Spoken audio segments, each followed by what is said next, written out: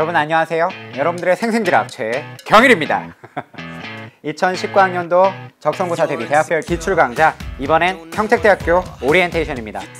선생님은 이번에도 생생지락의 가치관으로 여러분들을 만날 거고요. 여러분들의 성공 가능성에 적중하도록 하겠습니다. 평택대학교는 100년이 넘는 역사를 자랑하고 있는 대학교인데요. 한국의 근현대사를 오롯이 담고 있는 대학교라 할 수 있겠습니다. 그렇기 때문에 이 대학교에 입학하는 바로 여러분들은 역사의 주인공이 된다, 그렇게 이제 생각을 하시면 좋겠습니다. 평택대학교 2019학년도 적성고사 전형은 예전과 달리 PTU 적성 전형으로 이름을 바꿨는데요. 단순히 이름을 바꾼 것만이 아니라 선발 인원도 50명을 더 추가로 선발하고요. 여러 가지 면에서 집중적으로 투자하고 개발되고 있는 모습들을 확인할 수 있었는데요. 평택대학교에서 이렇게 집중적으로 관심을 보이고 있기 때문에 우리 친구들이 꼭 잘 대비를 하셔가지고요. 이 적성 전형을 깔끔하게 잘 준비하시길 그렇게 바랍니다. 그러면 이제 평택대학교 PTU 적성 전형이 일반적인 사항들을 확인하고 그 흐름과 맥락을 같이 한번 잡아보도록 하겠습니다. 자, 보시면 일단 일반적인 사항을 한번 확인해 볼 텐데요. PTU 적성 전형이라고 이름이 바뀌었고요. 예년에 비해서 50명을 추가로 더 선발하는 모습을 볼 수 있습니다. 그리고 검정고시 학생들도 지원 가능하고요.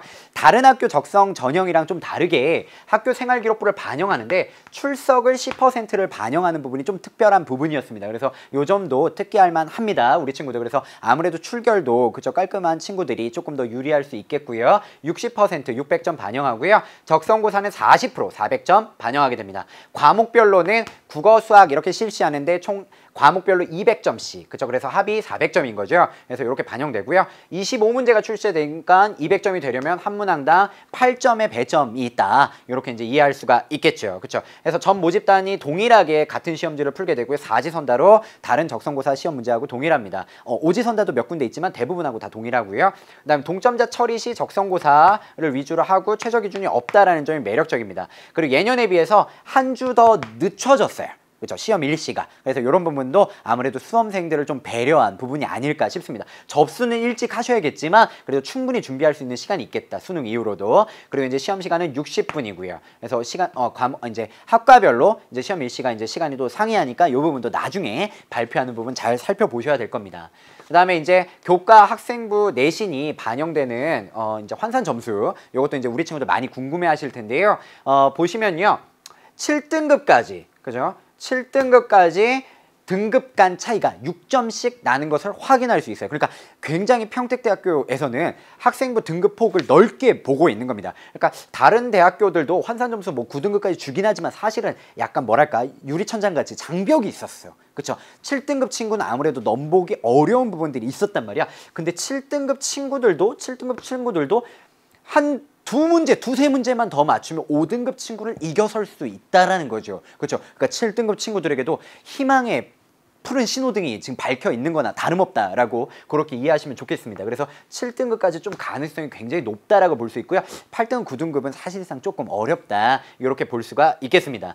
전체적인 이제 경쟁률은 16.29 정도가 되고요. 학생부 평균 등급이 이러합니다. 그래서 전부 다 이제 평택대학교에서 발표한 자료를 근거로 해서 말씀드린 거고요. 요것도 이제 평택대학교에서 발표한 자료인데요. 최초 합격은 요거보다 한 2문제가 더 높아요. 그렇죠? 근데 이제 최종 합격, 예비 순위까지 포함해서 최종 합격된 친구들을 보니까 평균적으로 42문제, 50문제 중에 42문제 정도를 맞추면 이제 합격선에 들겠다, 이렇게 이제 생각을 하시면 되겠죠. 그러면 우리 친구들이 만약에 7등급이라면 이렇게 42문제 맞춰서는 안 될 말이죠. 그죠? 그러니까 조금 더 맞춰서 45문제 이상을 맞춰야겠다, 이렇게 이제 마음을 잡수셔야지. 물론 학과마다 좀 상이한 부분이 있으니까 구체적으로는 학과별 경쟁률이라든가 이런 것들 홈페이지에 제시가 되어 있으니까요. 그런 부분 한번 확인해 보는 것도 좋겠습니다.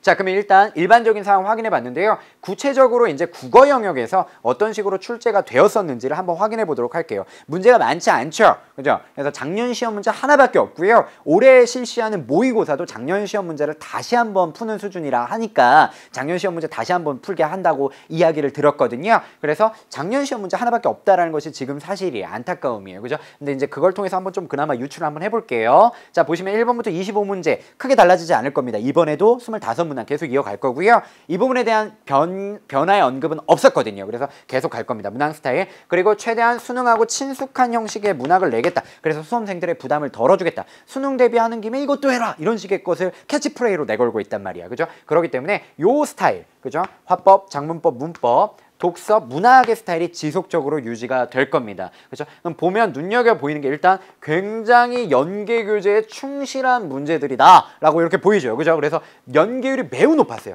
이건 전 대학교 적성고사를 실시하는 국어 영역을 실시하는 11개 대학교 중에 단언컨대 가장 높은, 그죠? 단언컨대 가장 높은 연계율을 갖고 있다. 이렇게 이야기할 수 있을 것 같아요. 굉장히 높은 수준의 그대로 시험 문제를 활용하고 있습니다. 그러니까 굉장히 높은 수준으로 그냥 거의 복부 수준으로 그렇게 활용하고 있다라는 거, 그런 것들이 이제 특징적이었다. 물론 이제 8번, 9번에 고교 교육과정 교과서 수준의 문법 문제가 출제되고 있는데요. 그렇게 많이 어렵지 않거든요. 그래서 이제 우리 친구들 연계 교재에 있는 문법 문제 중심으로 해서 이론적인 부분도 차근차근 좀 정리해 가시면은 자연스럽게 그렇게 대비될 거라 기대가 됩니다. 사실은. 그래서 그렇게 좀 봐주시면 될 것 같아요.